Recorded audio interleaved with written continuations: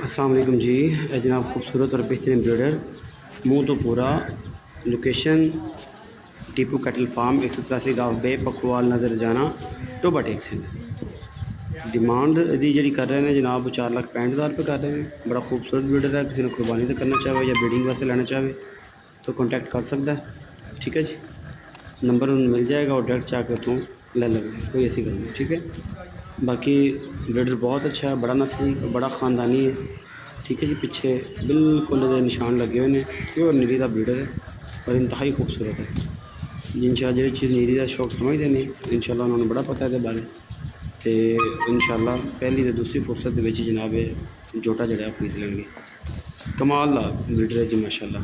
अल्लाह ताला ज़िंदगी करे तो अल्लाह पाक बुरी नज़रों से बचाए जी।